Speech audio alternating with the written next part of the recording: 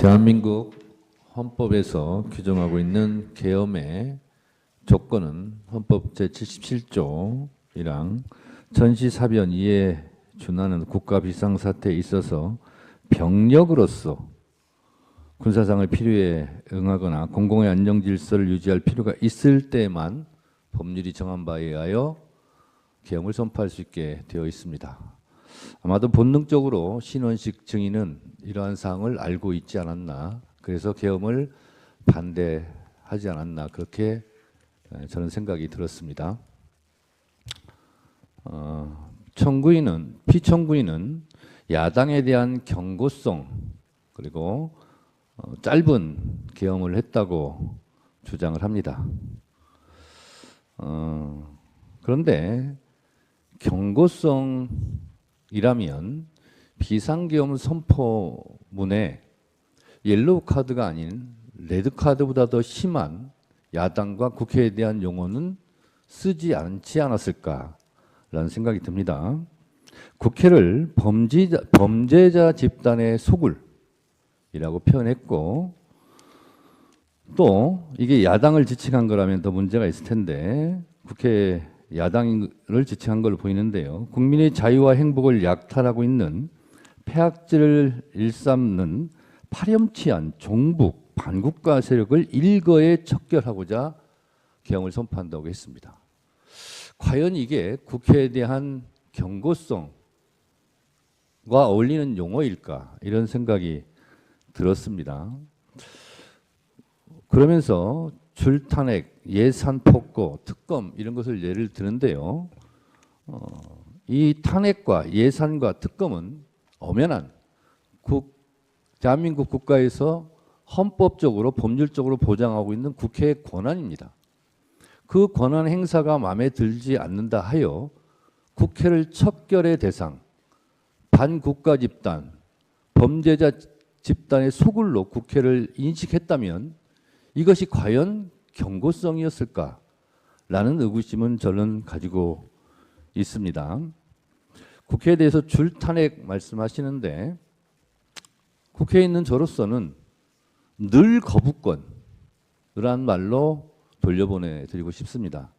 무려 거부권은 역대 대통령이 상상할 수 없을 정도의 25차례 정도의 거부권을 행사했습니다.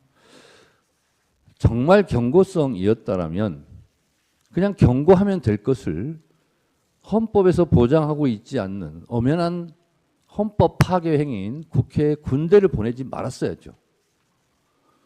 청구인은 아무 일도 일어나지 않았다라는 식으로 태연하게 말씀하시는데, 지금 신원식 안보실장 등 많은 국무위원들이 이곳 헌법재판소와 국회 증인으로 지금 소환되고 있고 수사기관의 수사를 받고 있고 내란죄로 중형을 받을 처지에 있을 뿐만 아니라, 그리고 하늘의 별이라는 군 장성들이 수십 명이 지금 수사받고 내란죄로 중형을 받을 처지에 있습니다.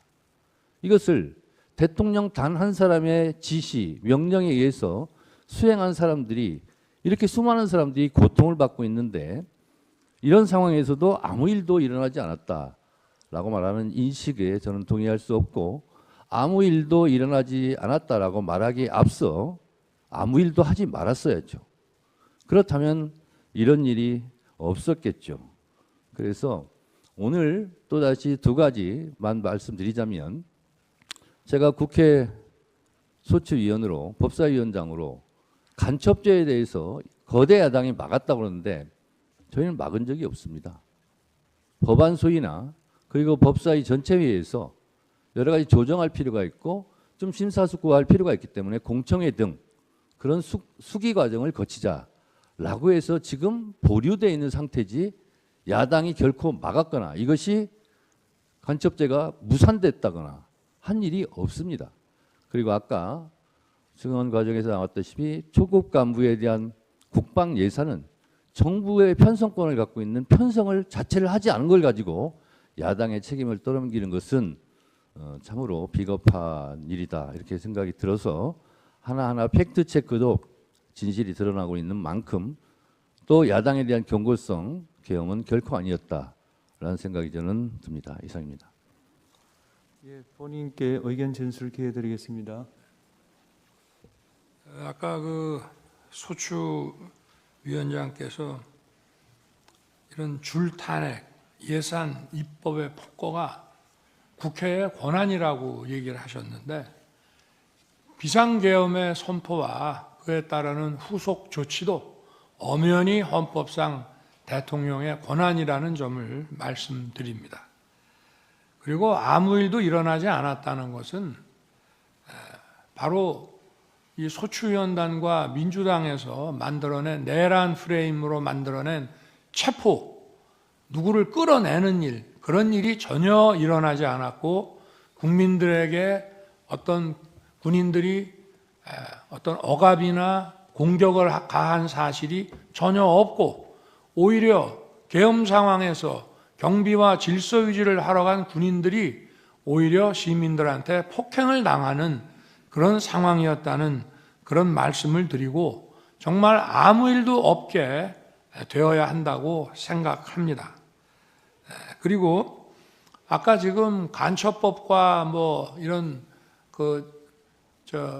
그게 뭐 심사숙고하는 중이라고 하는데 이런 위헌적인 법들, 국익의 핵심 국익을 침해하는 법들을 아주 일방적으로 신속하게 국회에서 그렇게 많이 통과시켜 놓고 왜 이 간첩법은 문제가 많다는 얘기가 나온 지가 오래됐는데 아직도 계속 심사숙고하고 있는지 묻고 싶습니다. 그리고 법률안 거부권은 루스벨트 대통령이나 레이건 대통령도 이미 개혁을 하는 과정에서 수백 건씩 한 바가 있습니다. 그리고 아까 국방부 지휘통제실의 결심지원실에 제가 좀 시간 다른 사람들 보기에 조금 있었다고 하는 것은 제가 거기서 보려고 했던 것은 국회법이었고요. 근데 국방부에 국회법이 없는지 자꾸 뭘 검령집을 가지고 오는데 국회법이 없더라고요. 저는 사무실에서 나올 때는 계엄 해제 요구 결의안 통과라는 것을 명시적으로 못 봤습니다. 회의하다가 갑자기 바로 옆 건물에 지통실이 있다는 생각을 하고 거기 한번 가봐야 되겠다고 해서 거기 딱 들어가니까 통과 이게 쫙 이렇게 나오더라고요. 그래서 제가 우원식 의장과 의원들끼리 약간의 논란이 있었던 것이 생각이 나서 이거를 계엄 해제는 해야 되는데 문안을 어떻게 만들어야 되나 싶어서 국회법을 가져오라고 그랬더니 제대로 못 갖고 와서 국회법을 가지고 오는데도 시간이 많이 걸렸습니다. 그래서 거기에 집중해서 읽고 있다가 이제 그 두 분이 오셔가지고 바로 제 방에 갔고 민정수석에게 이 문안 때문에 그러니까 빨리 좀 검토를 해봐라 해서 그냥 그대로 수용해서 하는 거로 저걸 했고요. 그러고 나서 국방장관과 계엄사령관 박한수 총장을 불러서 군 철수시키라고 이제 지시를 했고, 그러고 이제 이미 국회 국무위원들은 비서실장이 다 불러놨기 때문에 기다리고 있는데 제가 시간이 좀 걸린다고 그래서 국무위원들 오는데 계엄 해제시까지 그냥 기다릴 게 아니라 먼저 언론 브리핑을 국민들한테 해야 되겠다 싶어가지고 간단한 그 담화문을 작성하도록 하고 그게 다 됐다고 그래서 내려가서 이제 준비시켰다가 발표를 하고 나니까 이제 정족수가 다 차서 곧 국무회의 해제 국무회의를 한다고 했습니다. 아까 비상계엄 선포 전 국무회의가 그 전부터 계속됐지만 정족수가 채워져 가지고 5분밖에 안 한 국무회의라고 했는데 해제 국무회의는 1분밖에 안 했습니다.